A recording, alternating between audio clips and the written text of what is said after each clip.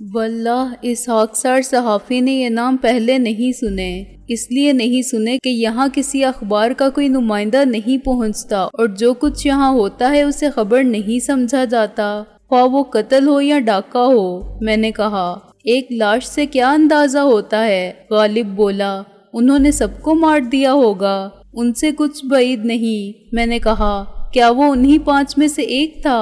اور کون ہو سکتا ہے؟ غالب بولا گولی کا نشانہ دیکھا تھا تم نے؟ عین پیشانی کے وسط میں تھا اور انہوں نے یہی دھمکی دی تھی۔ ویسے بھی گاؤں دیہات میں قتل کے لیے ریوالور استعمال نہیں ہوتے، سوئے، کلہاڑی، ڈانگ اور ٹوکے وغیرہ زیادہ معقول ہیں۔ وہ اشاریہ 22 بور کی گولی کا سوراخ تھا۔ میں نے حیرانی سے غالب کو دیکھا۔ تم ماہر آتشی اسلحہ ہونے کا بھی دعویٰ رکھتا ہے؟ ہاں، کرائم رپورٹر عام اخبار نویسوں کے مقابلے میں کچھ زیادہ جانتے ہیں۔ غالب بولا سوراخ بہت چھوٹا تھا اور اسی لیے خون بھی کم نکلا تھا۔ اس سے یہ بھی پتہ چلتا ہے کہ ریوالور ٹھیک اسی جگہ رکھ کر گولی چلائی گئی تھی، اور اس سے ایک نتیجہ یہ بھی اخذ کیا جا سکتا ہے کہ مقتول کو سزائے موت دی گئی ہوگی۔ اس کو فرار ہوتے ہوئے گولی نہیں ماری گئی تھی، یا تو اسے ناک آؤٹ کر دیا گیا اور پھر شوٹ کیا گیا، یا وہ خود بے ہوش ہو گیا تھا۔ تھوڑا سا امکان اس بات کا بھی ہے کہ اسے سر پر ریوالور رکھ کے دہشت زدہ کیا جانا مقصود تھا، مگر غلطی سے گولی چل گئی۔ ممکن ہے اس نے کسی حکم کی تعمیل سے انکار کیا ہو۔ اس کی موت کے بعد باقی 4 نے عبرت پکڑی ہوگی اور اپنی جان بچانے کے لیے ان سے پورا تعاون کیا ہوگا۔ کیا اس بات کا امکان ہے کہ باقی 4 کو زندہ واپس جانے کا موقع دیا گیا ہو؟ میں نے ٹرک چلاتے ہوئے نظر سڑک پر رکھی۔ ہاں، امکان تو ہے، غالب نے کہا۔ بے سبب قتل سے سب گریز کرتے ہیں، مگر وہ 4 ایک قتل کے چشمدید گواہ ہو گئے تھے۔ میں نے کہا اور ان سے یہ ڈر ہے کہ وہ بعد میں سب کو شناخت نہ کر لیں، یہ بتا دیں کہ انہیں کہاں لے جایا گیا تھا اور کس کام کے لیے۔ وہ کسے بتائیں گے؟ غالب بولا گاؤں والوں کو۔ پولیس چوکی کے انچارج صاحب کو تو سانپ نے ڈس لیا ہے، سانپ نے سانپ کو ڈس لیا۔ میں نے تصحیح کی۔ گاؤں والے لاشیں لے کر چلے جائیں گے، کسی دوسرے قصبے سے اصلی وڈا تھانے دار آئے گا تو بیان وغیرہ لے کر جائے گا۔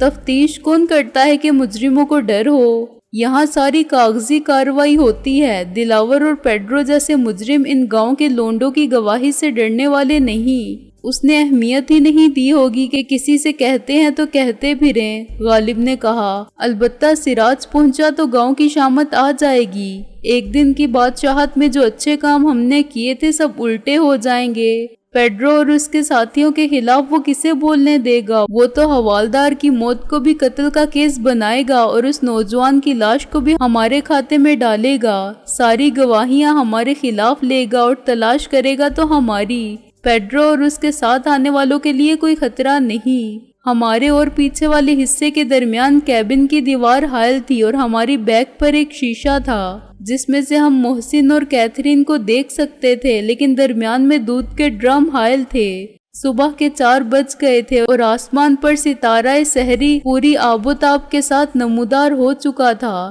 کچھ دیر میں صبح کاذب کے آثار نمودار ہونے کو تھے۔ ہم جائے واردات سے 5 میل دور آ گئے تھے۔ احتیاطاً میں نے لائٹس بجھا رکھی تھیں، چنانچہ ٹرک کی رفتار بہت کم تھی، اس کے انجن کی آواز بھی کم تھی، لیکن مجھے اتنا شور بھی بہت محسوس ہو رہا تھا۔ اچانک پیچھے سے کسی نے شیشے کو انگلی سے بجایا۔ میں نے ٹرک کو ایک کنارے پر روک لیا اور اتر کر پیچھے گیا۔ کیتھرین کو ہوش آ گیا ہے، محسن بولا۔ ہیلو کیتھرین، میں نے ٹرک پر چڑھ کے خوش دلی سے کہا اور مسکرایا۔ کیسی ہو؟ فائن، وہ آہستہ سے بولی۔ تم سب کو دیکھ کر میں پھر زندہ رہنے کی آرزو کرنے لگی ہوں، لیکن صرف آرزو سے کیا ہوتا ہے؟ تم زندہ رہو گی کیتھرین، ابھی سے مرنے کی باتیں کر کے ہمیں مت ڈراؤ۔ میں نے کہا ہم سب کو تمہاری ضرورت ہے، جولی کو۔ جولی؟ اس نے ہنسنے کی کوشش کی مگر آنسو خود بخود اس کی آنکھوں سے بہہ نکلے۔ اب تک اور کس کے لیے زندہ تھی میں، یو ایڈیٹ؟ یہی تو میں بھی کہہ رہا ہوں، آئندہ۔ واٹ آئندہ؟ اس نے میری بات کاٹ دی۔ مجھے معلوم ہے کہ وہ مر چکی ہے، تم لوگ ایسے جھوٹ کیوں بولتے ہو؟ کیا جھوٹ سہارا بنتے ہیں، زندگی دے سکتے ہیں؟ جھوٹ تو خود مر جاتے ہیں۔ کیتھرین میری ماننے کو تیار نہیں کہ جولی زندہ ہے، محسن نے کہا۔ کیتھرین پلیز ہم پر یقین کرو، مجھے تمہارے جھوٹے یقین کی ضرورت نہیں ہے، وہ بولی۔ میں سچ کا مقابلہ کر سکتی ہوں، تمام عمر میں نے سچ کا زہر پیا ہے، امرت سمجھ کے نہیں، زہر سمجھتے ہوئے۔ حقیقت پر مصلحت کے پردے مت ڈالو، کب تک ڈالو گے یہ پردے آخر؟ میرے پاس تو اتنا وقت بھی نہیں ہے کہ تم جھوٹ پر مجھے زندہ رکھو اور سچ کو ٹالتے رہو۔ جب تک میں اس قابل نہ ہو جاؤں کہ تم جھوٹ کے پردے ہٹانے پر اور جھوٹ کا اعتراف کرنے پر اور شرمندہ ہو کے یہ کہنے پر مجبور ہو جاؤ کہ کیتھرین وہ ضرورت تھی، اصل حقیقت یہ ہے، تو مجھے تم کو شرمندہ دیکھنے کا کوئی شوق نہیں۔ I don't want you to. Just let me die, please. محسن نے مجھے اشارہ کیا اور میرے ساتھ کود کر نیچے آ گیا۔ گوالا ہکا بکا بیٹھا ہوا سارا ڈرامہ دیکھ رہا تھا، مگر اس کا ایک لفظ بھی سمجھنے سے قاصر تھا۔ اس کے دماغ میں کنفیوژن کے سوا کچھ نہیں تھا۔ ہم نے اسے قاتلوں، ڈاکوؤں کے بارے میں ایک کہانی سنائی تھی، بطور ثبوت اس نے ایک لاش بھی دیکھی تھی۔ کیتھرین کے بارے میں اس کو یقین تھا کہ ڈاکو اغوا کر کے لے جا رہے تھے، لیکن جو ڈائلاگ اس نے سنے تھے وہ اغوا کی واردات سے کوئی تعلق نہیں رکھتے تھے، بس وہ پولیس کے معاملات میں دخل در معقولات نہیں کرنا چاہتا تھا۔ اسے پولیس کا ساتھ دینے میں مالی فائدہ ہی ہوا تھا اور وہ سمجھتا تھا کہ اس نے تعاون نہ کیا تو وہ گھاٹے میں رہے گا۔ پولیس کیا نہیں کر سکتی؟ اسے تھانے لے جا کے چھتر مار سکتی ہے، اس کا ٹرک ضبط کر سکتی ہے، اسے چوری کے شبے میں جب تک چاہے زیر تفتیش رکھ سکتی ہے، یہاں تک کہ اس کے قبضے سے چوری کا مال بھی برآمد کر سکتی ہے۔ اس کو ذرا بھی شبہ نہیں تھا کہ ہم جعلی پولیس والے ہیں، چنانچہ وہ 600 پر کنات کیے چپ بیٹھا تھا اور پنگا لینے کے موڈ میں بالکل نہیں تھا۔ کیتھرین کو لاہور لے جانا بہت ضروری ہے، محسن نے ٹرک سے ذرا فاصلے پر جا کے کہا اور مجھے ایک سگریٹ پیش کی، پھر ماچس نکالی۔ یہ سگریٹ کہاں سے آئی؟ میں نے سگریٹ کو جھپٹ لیا۔ ذرا احتیاط سے، محسن بولا، پہلوان کا تحفہ ہے، باری باری سوٹے لگائیں گے۔ اس نے ماچس سے سگریٹ جلائی جو مقبول عام کنگ سٹاک برانڈ تھی۔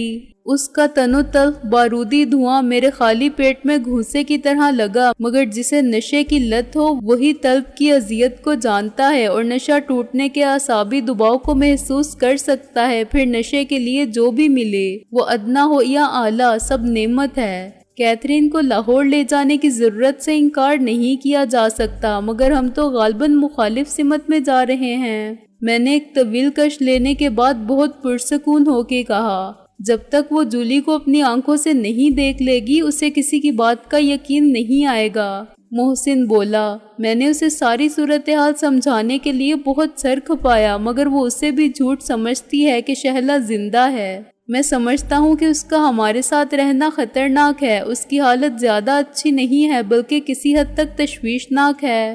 وہ جسمانی طور پر بہت کمزور ہو گئی ہے اور اس کی قوت مدافعت بالکل ختم ہو چکی ہے، اس لیے بھی کہ وہ زندہ رہنا ہی نہیں چاہتی، اور اگر وہ ہمارے ساتھ نہ ہوتی تو شاید خودکشی کر کے مر چکی ہوتی۔ ہوش میں آنے کے بعد وہ ہسٹیریائی انداز میں بہت چیخی چلائی اور اس نے ٹرک سے چھلانگ لگانے کی کوشش بھی کی۔ ہم نے اسے دبوچ لیا۔ اچھا، مجھے کچھ معلوم نہیں ہوا، شیشے کے ادھر آواز نہیں جاتی۔ میں نے سگریٹ محسن کی طرف بڑھا دیا۔ پہلے تو وہ سمجھتی رہی کہ اب بھی وہ اسی ٹرک میں ہے۔ محسن نے دھواں چھوڑ کے کہا، جس میں سے وہ کود گئی تھی۔ وہ کسی ٹرک میں تھی؟ میں نے کہا، ہاں، اس نے ہمیں پہچاننے کے بعد بتایا تھا۔ محسن بولا کہ ٹرک میں لکڑی کے باکس تھے جو پیچھے کے حصے میں بہت اوپر تک لادے گئے تھے، ان کے اندازے کے مطابق کم سے کم 100۔ ویسے ہی تابوت نہیں، کیتھرین کا کہنا ہے کہ باکس 2.5 فٹ لمبے، 2 فٹ چوڑے اور 2 فٹ اونچے تھے۔ محسن بولا، اس نے کہا کہ موقع ملے تو پیمائش کر لینا، 1 انچ کا بھی فرق نہیں ہوگا۔ باہر کی طرف عام قسم کے وہ کریٹ تھے جن میں پھل، سیب، آلو بخارے، مالٹے وغیرہ پیک کیے جاتے ہیں، لیکن ان میں پھل نہیں، آلو تھے یا انڈے۔ یہ کیتھرین نے کیسے جانا؟ اس کی نظر، قوت مشاہدہ، سوچنے سمجھنے کی صلاحیت حیرت انگیز ہے۔ محسن نے کہا، اس کا کہنا ہے کہ پھل ہوتے تو خوشبو نہ آتی۔ باہر کی طرف آلو کے یا انڈوں کے کریٹ اس لیے رکھے گئے ہوں گے کہ راستے میں کوئی سرپھرا مل جائے یا ضرورت مند تو اسے مطمئن کیا جا سکے۔ ہاں، راستے میں یا تو فرش شناس اور سرپھرے پولیس افسر آتے ہیں یا پھر رشوت مانگنے والے۔ جن کو حصہ نہ پہنچا ہو۔ میں نے اتفاق کیا۔ درمیان میں 4 فٹ لمبی اور اتنی ہی چوڑی جگہ تھی جن میں ان تینوں کو بے ہوش کر کے ڈال دیا گیا تھا، رابعہ کو، ٹیڈی کو اور کیتھرین کو۔ محسن بولا۔ اس ڈھیر کے اوپر خود پیڈرو ریوالور لیے بیٹھا ہوا تھا اور اوپر سے نیچے جھانک کر 15 فٹ گہرے چوکور کنویں کی تہہ تک دیکھ سکتا تھا۔ کیتھرین کو پہلے ہوش آ گیا۔ نہیں، وہ اول تا آخر ہوش میں تھی۔ محسن بولا۔ جب انہیں روانہ کیا جا رہا تھا تو پروگرام کے مطابق کچھ دیر ہو گئی تھی۔ ڈاکٹر 1 گھنٹے کی تاخیر سے پہنچا تھا۔ وہ ڈاکٹر تھا یا کوئی عطائی، یہ اسے نہیں معلوم۔ وہ سب اس کو ڈاکٹر بھی کہتے تھے اور گالیاں بھی دیتے تھے۔ اس کی کار کا ایکسیڈنٹ ہو گیا تھا، چنانچہ وہ 4 بجے شام کے بجائے 5 بجے پہنچا۔ کہاں پہنچا؟ میں نے کہا۔ کیتھرین کو اندازہ ہے؟ نہیں، وہ گلبرگ کے آخری حصے میں واقع کسی کوٹھی کا تہہ خانہ تھا جہاں ان کو رکھا گیا تھا۔ محسن بولا۔ ڈاکٹر نے پہلے رابعہ کو انجیکشن لگایا، پھر ٹیڈی کو۔ انہوں نے کوئی مزاحمت نہیں کی، وہ اس قابل ہی نہ رہے تھے۔ وہ ذرا سی دیر کے لیے خاموش ہوا۔ میں سمجھ گیا محسن، میں نے کہا۔ وضاحت کی ضرورت نہیں کہ وہ کیوں مزاحمت کے قابل نہیں رہے تھے۔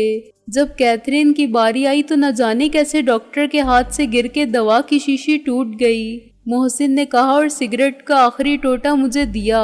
دیر پہلے ہی ہو چکی تھی اور ڈاکٹر کے پاس دوسری شیشی نہیں تھی۔ انہوں نے کیتھرین کو ڈرایا دھمکایا کہ خبردار جو راستے میں آواز بھی نکالی۔ ان دونوں کو بے ہوش رکھنا ضروری تھا، مگر تمہارا زندہ رہنا بھی غیر ضروری ہے۔ گردن کاٹ کے لاش باہر پھینک دیں گے۔ کیتھرین نے اداکاری سے ان کو یقین دلا دیا کہ وہ حد درجہ بزدل ہے اور ان کے لیے کوئی خطرہ نہیں بن سکتی۔ اس نے اپنا رویہ ایسا ہی رکھا جس کا فائدہ اسے یہ ہوا کہ وہ بہت کچھ دیکھتی اور سنتی رہی، اور اس کی فراہم کردہ اطلاعات پر بھروسہ کرتے ہوئے ہی میں کہہ رہا ہوں کہ کیتھرین کو آگے لے جانے کا کوئی فائدہ نہیں، کیونکہ راستے میں کسی جگہ انہوں نے رابعہ، ٹیڈی اور کیتھرین کو ٹرک سے ایک جیپ اسٹیشن ویگن میں منتقل کر دیا تھا۔ اسٹیشن ویگن میں نے بے اختیار کہا۔ ہاں، وہ اسی گاؤں میں ہمارے بہت قریب سے گزر گئے۔ ہم نے پولیس چوکی سے باہر آ کے دیکھا تھا تو ہمیں ہیڈ لائٹس دکھائی دی تھیں، محسن نے کہا۔ اس میں وہ پیچھے پڑے ہوئے تھے۔ رابعہ اور ٹیڈی تو واقعی بے ہوش تھے، مگر کیتھرین دم سادے پڑی تھی۔ کاش کسی طرح مجھے معلوم ہو جاتا، میں نے حسرت سے آہ بھر کے کہا، کہ وہ میرے اتنے قریب آئی اور پھر اتنی دور ہو گئی کہ میں تصور بھی نہیں کر سکتا۔ معلوم ہو جاتا تو آپ کیا کرتے؟ دوڑ لگاتے جیپ کے پیچھے، محسن نے کہا۔ آپ خود بھی چوہے کی طرح پکڑے جاتے بھائی ٹارزن۔ جب قیدیوں کو ٹرک سے اسٹیشن ویگن میں منتقل کرنے کے لیے روکا گیا تھا تو ڈرائیور کی غلطی سے تھوڑا سا نشیب کی جانب ہو گیا اور الٹنے سے بال بچا تھا۔ کیتھرین نے اسٹیشن ویگن کے پیچھے والے دروازے سے جو اوپر اٹھ جاتا ہے یہ دیکھا کہ اسٹیشن ویگن سڑک پر ہی ریورس ہو کے واپس جانے لگی تھی۔ اسی وقت ڈرائیور نے پھر ٹرک چلا دیا اور وزن کے باوجود اسے صحیح سالم سڑک پر لے آتا، لیکن اس کی بدقسمتی کہ اگلا ٹائر برسٹ ہو گیا۔ ٹرک نشیب کی جانب جھکا اور الٹ گیا۔ پیڈرو تو سڑک پر آ گرا تھا لیکن ڈرائیور ہلاک ہو گیا۔ یہ سب کیتھرین نے ان کی گفتگو سے اندازہ کیا۔ اسٹیشن ویگن کو دلاور چلا رہا تھا۔ اس نے نیچے اتر کر پیڈرو کو اٹھایا اور وہ کچھ دیر دور کھڑے سر ہلاتے رہے اور نیچے نشیب میں الٹ جانے والے ٹرک کو دیکھتے رہے۔ ان کا سارا مال بکھر گیا تھا۔ کچھ دیر بعد دلاور اکیلا واپس آیا اور گولی کی طرح لاہور کی طرف چل پڑا۔ اس نے دوسرے ٹرک کا اور ڈرائیور کا بندوبست کیا اور 2 گھنٹے بعد پھر وہیں آ پہنچا جہاں حادثہ پیش آیا تھا۔ اس وقت وہ بہت جلدی میں تھا اور بہت پریشان تھا۔ وہ اتر کے پیڈرو کے پاس گیا اور کچھ دیر بعد پیڈرو اس کی جیپ میں آ بیٹھا۔ دوسرا ٹرک سڑک کے کنارے رک گیا تھا۔ اس کا ڈرائیور بھی اسٹیشن میں آ گیا اور وہ دونوں گاؤں گئے۔ وہاں سے انہوں نے 6 لڑکے پکڑے۔ انہوں نے رابعہ، پیڈرو اور کیتھرین کو سیٹ پر ڈال دیا۔ کیتھرین تو اس کے حکم پر خود ہی چلی گئی۔ گاؤں سے جو 6 لڑکے پکڑے گئے تھے ان کے لیے بیٹھنے کی جگہ بہت ناکافی تھی، چنانچہ پیچھے والا 5واں دروازہ اٹھا کے سب کو وہاں ٹھونسا گیا، مگر پھر وہ دروازہ بند نہ ہو سکا۔ پیڈرو پچھلی سیٹ کو پیچھے سے سر کے اوپر کیے ان پر ریوالور تانے بیٹھا رہا اور انہیں گالیاں دیتا رہا اور دھمکیاں دیتا رہا کہ کسی نے ذرا بھی حرکت کی اور آواز بھی نکالی تو ان کے سر میں سوراخ کر دیا جائے گا۔ جگہ کی کمی کے باعث اس نے کیتھرین سے کہا کہ وہ سب سے آگے والی سیٹ پر ڈرائیور کے ساتھ جا بیٹھے، اور کیتھرین نے اپنا تابعداری کا بزدلانہ رویہ برقرار رکھا۔ آگے وہ آرام سے بیٹھ کر ڈرائیور کے سامنے لگے ہوئے شیشے میں پیچھے کا منظر دیکھتی رہی۔ شیشہ کچھ ٹرن تھا، اس کی نظروں کے سامنے ایک لڑکے نے چلتی گاڑی سے باہر چھلانگ مار دی۔ کیتھرین نے فوراً پلٹ کر دیکھا تو پیڈرو اس کا نشانہ لے رہا تھا۔ غالباً وہ کیتھرین کی دعا قبول ہونے کے باعث بچ گیا۔ وہ ایک بار گرا اور پھر اٹھ کے بھاگ گیا، جنگل اور اندھیرے میں گم ہو گیا۔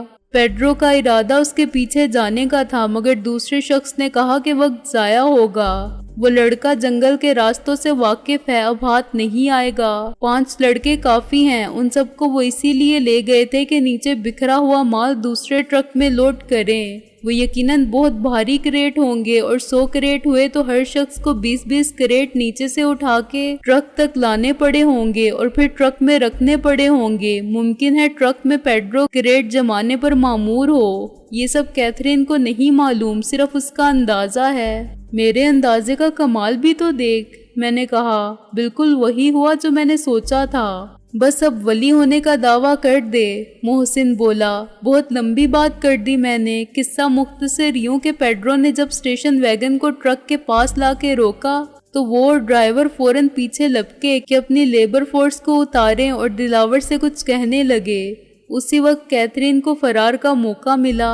ڈرائیور کی سائیڈ کا دروازہ کھلا ہوا تھا، ٹرک سڑک کی بائیں جانب کھڑا ہوا تھا، اسٹیشن ویگن بھی بائیں جانب روکی گئی تھی اور وہ لیفٹ ہینڈ ڈرائیور گاڑی تھی۔ چنانچہ کیتھرین اتری اور خاموشی سے جنگل میں سٹک گئی۔ پہلے چند قدم بہت مشکل ثابت ہوئے، جبکہ اسے یقین تھا کہ ابھی کوئی گولی کسی ریوالور سے نکلے گی۔ اس کی آواز بعد میں اس وقت سنائی دے گی جب کیتھرین منہ کے بل گر چکی ہوگی، مگر قدرت اس کی مدد کر رہی تھی۔ اس کی باری آنے پر انجیکشن کی شیشی کا ٹوٹ جانا بھی تائید ایزدی کے سوا کیا تھا۔ پیڈرو اور دلاور جلدی میں تھے اور پریشان تھے کہ ان کا دھیان کیتھرین کی طرف نہیں گیا۔ وہ سیدھی بھاگتی گئی، یہاں تک کہ بے ہوش ہو کے گر پڑی۔ اسے نہیں معلوم کہ بعد میں پیڈرو اور دلاور نے 5 مدد کرنے والوں کے ساتھ کیا سلوک کیا۔ اگر انہوں نے ایک کو مار دیا تھا تو شاید باقی کو بھی مار دیا ہوگا۔ راز کا راز رہنا ان کے لیے زیادہ اہم تھا۔ گاؤں کے 5 لونڈوں کا زندہ رہنا اتنا ضروری نہیں تھا۔ پھر کیتھرین سڑک تک کیسے پہنچی؟ میں نے کہا۔ بہت دیر بعد اسے ہوش آیا تو اس نے سوچا کہ کہیں جنگل میں ہی نہ مر جاؤں، محسن بولا۔ وہ گرتی پڑتی سڑک تک لوٹ آئی، لیکن اس جگہ سے کافی دور جہاں حادثہ پیش آیا تھا۔ اس نے اسٹیشن ویگن کو واپس جاتے دیکھ لیا تھا، جس کا مطلب کیتھرین نے صحیح نکالا کہ ٹرک بھی لوڈ ہونے کے بعد روانہ ہو چکا تھا اور وہ شاید 2-3 گھنٹے کے وقفے سے دوبارہ سڑک پر آئی تھی۔ وہاں کسی آتے جاتے کا انتظار کرتی رہی تھی اور بالآخر بے ہوش ہو گئی تھی۔ اب جلدی سے بتا دے کہ وہ ٹرک کہاں گیا اور اسٹیشن ویگن کدھر گئی۔ کیتھرین نے جو کچھ سنا اس کے مطابق ٹرک تو سیدھا ڈیپو گیا، محسن نے کہا۔ ڈیپو کے بارے میں ایک اشارہ یہ ملا تھا کہ وہ کسی پہاڑی کے قریب ہے یا اس کے دامن میں ہے۔ اسٹیشن ویگن میں رابعہ اور ٹیڈی کو سڑک کے راستے کراچی لے جایا گیا ہے۔ کیتھرین کے فرار کا ان کو فوراً پتہ چل گیا ہوگا اور دلاور نے پیڈرو کو ذمہ دار ٹھہرایا ہوگا تو پیڈرو نے ڈرائیور کو۔ ان کے پاس وقت نہیں تھا، ورنہ وہ اسے ضرور تلاش کرتے۔ اپنی حماقت پر بہت پچھتائے ہوں گے کہ بڑھیا کو کمزور، بے وقوف اور بزدل سمجھ کر بے ضرر مان لیا اور اس کی طرف سے غافل ہو گئے۔ سب لوگ ہمیں گھور رہے ہیں، میں نے کہا۔ خصوصاً مرزا غالب بہت ہونا شام موڈ میں نظر آتے ہیں۔ اب بتا کیا کرنا ہے؟ میں نے کہا نا کہ ٹرک میں کیتھرین کو لاہور بھیج دیا جائے۔ اس کے ساتھ کون جائے گا؟ میں نے کہا۔ غالب؟ ہاں، غالب اس کے لیے ضروری طبی امداد کا انتظام کرے گا، اسے اس کی بیٹی سے ملوائے گا، محسن بولا۔ اور ہم دونوں آگے جائیں گے؟ نہیں، میں اور غالب آگے جائیں گے، میں نے یکلخت اپنا فیصلہ بدلتے ہوئے کہا۔ کیتھرین کو تو لے جا، جو غالب کر سکتا ہے وہ تو بھی کر سکتا ہے۔ تیری مدد کرنے والا ہمارا وکیل دوست عبدالودود منظر بھی ہے۔ کیتھرین اور جولی کو وہاں چھوڑ دینا اور پھر شہلا سے مل کے آنا۔ نہیں یار، محسن نے تھوڑے سے تذبذب کے ساتھ کہا، مگر میں دیکھ رہا تھا کہ شہلا سے ملاقات کے ذکر پر اس کی صورت کے تاثرات کس طرح بدلے تھے۔ بکواس مت کر خامخواہ، کیا تیرا دل نہیں چاہتا اسے دیکھنے کو؟ وہ تو چاہتا ہے، محسن آہستہ سے بولا۔ تو پھر جا شہلا سے مل آ، اسے سب بتا، ہو سکے تو رضوی صاحب سے بھی ملنا، مگر احتیاط ضروری ہے، ان کی فرض شناسی بہت خطرناک چیز ہے، وہ پہلے تجھے بند کر دیں گے اور پھر کہیں گے کہ اب سناؤ بیٹے، خیریت سے تو ہو، کہاں رہے اتنے دن، بہت یاد آتی تھی تمہاری۔ محسن ہنس پڑا۔ میں ان سے نہیں ملوں گا، مجھے معلوم ہے کہ پھر میں واپس نہیں آ سکتا۔ ہاں آنٹی سے ضرور ملوں گا، شاید کہیں سے انکل رضوی کو فون کر لوں، نازو اور اکرام شیخ کے گھر بھی جاؤں گا، فوزیہ کو بھی ٹیلی فون ضرور کروں گا اور سب کو تسلی تشفی دے کر لوٹ آؤں گا۔ تم لوگ کہاں ملو گے؟ کراچی میں نے کہا۔ نازو اور اکرام شیخ وہاں پہلے ہی موجود ہیں، بندرگاہ کا علاقہ بہت وسیع ہے، ان کو تلاش کرنا آسان نہیں ہوگا، مگر وہ خود بھی ہماری جستجو اور ہمارے انتظار میں ہوں گے۔ تم میں سے کوئی نہ کوئی ایک دوسرے کو دیکھ لے گا۔ 2-4 دن وہیں پھرنے میں کامیابی کا امکان ہے، مگر بھیس بدل کے مت پھرنا۔ میں اور غالب بھی تو آگے جا رہے ہیں، کوشش کریں گے کہ 1 ہفتے بعد تم سے کراچی میں ہی ملاقات ہو۔ اگر 1 ہفتے میں نہ آ سکیں تو 15 دن انتظار کرنا، کراچی سے لاہور کال کی جا سکتی ہے، شہلا کو بتا دینا کہ تم لوگ کہاں ہو، ہم بھی کراچی پہنچنے کے بعد شہلا کو ہی فون کریں گے، وہ تمہارا پتہ ٹھکانہ بتا دے گی۔ ایسا نہ ہو فون رضوی صاحب سن لے، یہ رسک تو لینا ہی پڑے گا، میں نے کہا۔ احتیاط یہ ہو سکتی ہے کہ پہلے رضوی صاحب کے دفتر فون کیا جائے، وہ موجود ہوں تو گھر کال کی جائے۔ اب آپ دونوں برضا و رغبت حاضر ہوتے ہیں یا میں پاپوش خاص کے ساتھ تشریف لاؤں؟ غالب نے چلا کے کہا۔ اس کے صبر کا پیمانہ بالآخر لبریز ہو گیا تھا۔ ہم واپس گئے اور ٹرک میں بیٹھ گئے۔ اب صبح کا اجالا نمودار ہونے لگا تھا۔ جب ہم اس مقام تک پہنچے جہاں ہم نے سائیکل چھوڑی تھی تو ٹرک پھر رکا۔ ہم نے تازہ دودھ پیٹ بھر کے پیا، پھر محسن کو الوداع کہا۔ مرزا غالب ہمارے مذاکرات کی تفصیل جاننے کے لیے بہت بے چین تھے، مگر میں نے انہیں صبر جمیل کی تلقین کی۔ غالب سمجھ گیا تھا کہ ٹرک کی واپسی اور محسن کا کیتھرین کے ساتھ جانا کوئی مقصد رکھتا ہے، اور ہم جو اتنی دیر تک الگ کھڑے باتیں کرتے رہے تھے تو ایک دوسرے کو لطیفے نہیں سنا رہے تھے۔ دودھ والا بالکل خاموش تھا، وہ عقل مند آدمی تھا، اسے لاہور جانے کے فیصلے سے یقیناً خوشی ہوئی ہوگی۔ اس کے 600 روپے کا منافع تو پہلے بھی محفوظ تھا، اب وہ خود کو بھی محفوظ سمجھنے لگا ہوگا اور اپنے ٹرک کو بھی، اور اس کا یہ اندیشہ مٹ گیا ہوگا کہ یہ پراسرار لوگ اسے کسی جگہ قتل کر کے پھینک دیں گے اور ٹرک لے جائیں گے۔ اجی مرزا صاحب وہ تو رہ گئے۔ میں نے اپنے سر پر ہاتھ مارا۔ کون رہ گئے؟ غالب بولا۔ میرے کپڑے اور کلون، میں نے کہا۔ وہ گوالا پہلوان لے گیا، اب مجھے اسی ڈیری فارم کی یونیفارم میں باقی زندگی گزارنا پڑے گی۔ اس میں سے بہت صحت مند جانوروں کی خوشبو آ رہی ہے، مرزا نے سائیکل اٹھاتے ہوئے کہا، اور چشمے بددور تم کیا کسی بیل سے کم ہو؟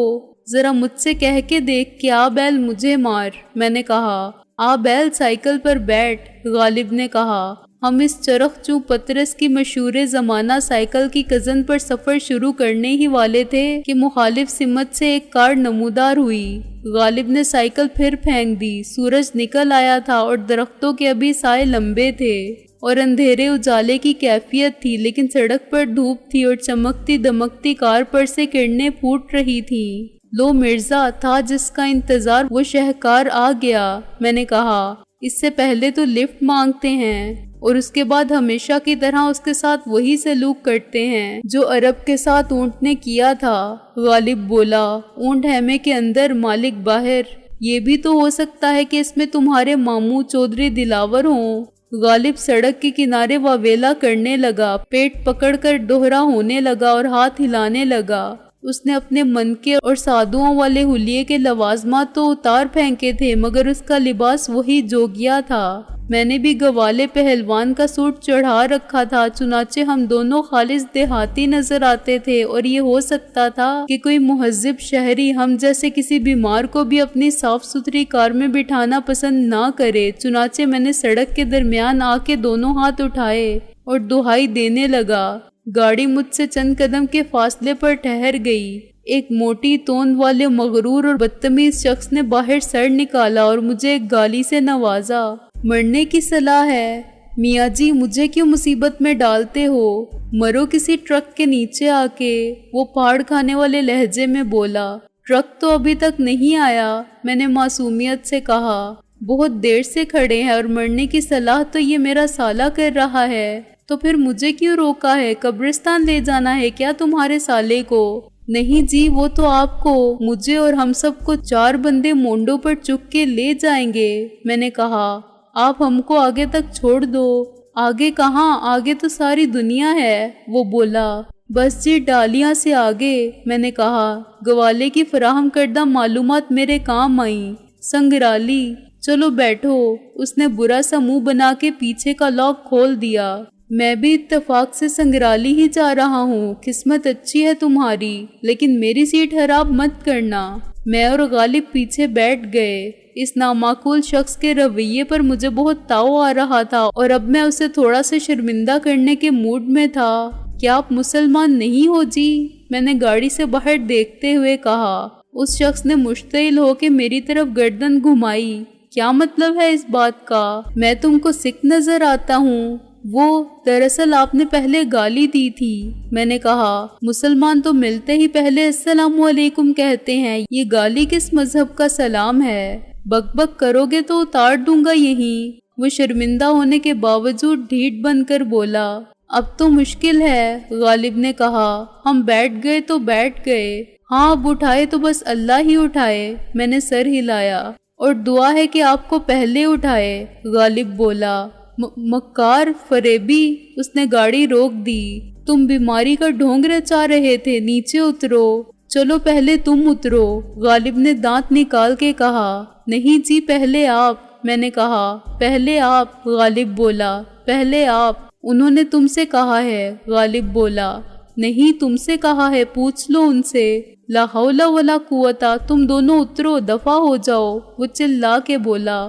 دونوں؟ اچھا پہلے تم اترو اور پھر ہمیں اتارو، میں نے کہا۔ ایسے تو ہم اترنے والے نہیں ہیں، یا پھر جو جس کو اتار دے، غالب نے سر ہلایا۔ تم 2 ہو اس لیے بدماشی دکھا رہے ہو۔ نہیں، ایک کا مقابلہ ایک سے، غالب نے کہا۔ پہلے مجھے اتارو ورنہ میں تم کو اتار دوں گا، یا میرے ساتھ مقابلہ کر لو، میں نے کہا۔ مقابلہ؟ کیسا مقابلہ؟ تمہارے باپ کی گاڑی ہے کیا؟ اس نے چیخ کر کہا۔ بھائی جی اس نے آپ کے باپ کا نام لیا ہے، غالب بولا۔ اسے مارو، میں نے نفی میں سر ہلایا۔ اس نے تمہارے باپ کو کہا ہے کاکا، تم مارو۔ مگر میرا باپ تو تمہارا بھی چاچا تھا اور میرا باپ تمہارا تایا تھا۔ چلو پھر دونوں مل کے مارتے ہیں، پہلا مکہ تم مارو۔ اس نے ایک نظر ہم دونوں کی غیر سنجیدہ صورت کو دیکھا۔ ہم اسے مارنے کے موڈ میں بالکل نہیں تھے، لیکن وہ اشتعال میں آپے سے باہر ہو کے ہم پر ہاتھ اٹھانے کی غلطی کر بیٹھتا تو اسے یہ غلطی مہنگی پڑتی۔ اس نے ہم دونوں کی جسمانی صحت پر غور کیا اور راست اقدام کو ملتوی کر دیا۔ سمجھ لوں گا تم سے بھی، اس نے غصے میں گاڑی آگے بڑھائی۔ آپ تو مجھے بہت بڑے سرکاری افسر معلوم ہوتے ہو، میں نے کچھ دیر بعد کہا۔ میں نہر کے محکمے کا اوورسیئر ہوں، وہ میرے ہوش آمدہ لہجے سے متاثر ہو کے بولا۔ بلے بلے، اوورسیئر، غالب نے کہا۔ تنخواہ کتنی ہے تمہاری؟ اوورسیئر نے پھر غصے سے پلٹ کے کہا۔ جاہل، یہ گاڑی کتنے کی ہوگی اوورسیئر صاحب؟ میں نے کہا۔ بالکل نہیں ہے اور بہت بڑی ہے۔ بھیا جی نہر بھی تو بڑی ہوگی، غالب بولا۔ اس سے آمدنی بھی تو بڑی ہوگی، تنخواہ چھوٹی ہے تو کیا ہوا؟ سچ ہے کاکا، تنخواہ تو یہ ریٹائر ہونے تک جوڑتے رہتے، تب بھی آدھی کار ہی خرید پاتے یا پھر بغیر انجن کی کار خریدتے، میں نے کہا۔ اور اسے 1 ہارس پاور سے چلاتے، غالب بولا۔ اور وہ گھوڑا کار کہلاتی، جیسے گھوڑا گاڑی ہوتی ہے یا موٹر کار ہوتی ہے۔ اب اس کی صورت پر پہلی بار خوف کے آثار عیاں ہوئے۔ اس نے پلٹ کر نہیں دیکھا، لیکن وہ بیک ویو مرر میں ہماری صورتوں کا جائزہ لے رہا تھا۔ تم دونوں بہروپیے ہو، وہ بولا۔ کون ہو تم لوگ؟ بھیا جی، غالب نے ایک دم چیخ ماری۔ وہ دیکھو ایک ٹرک نیچے پڑا ہوا ہے، اس کے ٹائر اوپر لگے ہوئے ہیں، غالباً رات کو حادثہ ہوا ہے۔ اوورسیئر نے نسبتاً نرم لہجے میں اظہار خیال کیا۔ مگر رات کو ادھر ٹرک کیوں آیا تھا؟ بے زبان جانور ہے، راستہ بھول گیا ہوگا، غالب بولا۔ اوورسیئر ہنسا۔ رویے کی یہ تبدیلی ظاہر کرتی تھی کہ وہ پریشان ہے۔ حرام کی دولت سے ایسی چمکتی دمکتی گاڑیاں خرید کر پھرنے والے ہمیشہ دو قسم کے لوگوں سے ڈرتے ہیں، انسداد رشوت ستانی والوں سے، بشرط یہ کہ وہ خود بھی رشوت نہ لیتے ہوں، اور ڈاکوؤں سے جو صرف اس طاق میں پھرتے ہیں کہ مال حرام بود بجائے حرام رفت کے مقولے کو سچ ثابت کریں، مگر ہم اسے نہ پکڑنے والے لگتے تھے اور نہ لوٹنے والے۔ تم لوگ بڑی دلچسپ باتیں کرتے ہو۔ ہاں جی، ہم اور بھی بہت کچھ کرتے ہیں جو ابھی تک ہم نے آپ کے ساتھ نہیں کیا، میں نے کہا۔ اس کا رنگ فق ہو گیا۔ دیکھیں، میں معذرت چاہتا ہوں، میں نے آپ لوگوں کے ساتھ غلط رویہ اختیار کیا، میں کچھ پریشان تھا۔ مقدر میں پریشانی اور پشیمانی ہو تو پیسہ بھی خوشی اور اطمینان نہیں دیتا، میں نے کسی فلسفی کی طرح کہا۔ تم نے نہر کے پانی کو بیچ کر خوب مال کمایا، کسان خون پسینہ ایک کرتے رہے۔ تم نے ہمیشہ اس وقت نہر کا پانی روکا ہوگا جب انہیں فصل کے لیے پانی کی ضرورت ہوگی، نہر کی صفائی کے بہانے اور فصلوں کی تباہی کے ڈر سے، جب ان غریب محنت کشوں نے، جن کی ہاتھ سے لگائی ہوئی گندم تمہارا اور تمہارے بچوں کا پیٹ بھرتی ہے، تم کو منہ مانگے پیسے نہ پیش کر دیے ہوں گے تو نہر میں پانی آ گیا ہوگا۔ تم نے باری کے بغیر نمبرداروں یا جاگیرداروں کے لیے نہر کاٹ دی ہوگی اور ان سے بھی انعام و اکرام وصول کیا ہوگا، مگر اتنی دولت سے تم کو کیا ملا؟ یہ ڈھول جیسی توند، پکڑے جانے کا خوف، اولاد کے سامنے شرمندگی، بیوی کے سامنے شرمندگی، جن کو اچھی طرح معلوم ہوگا کہ تمہاری تنخواہ کتنی ہے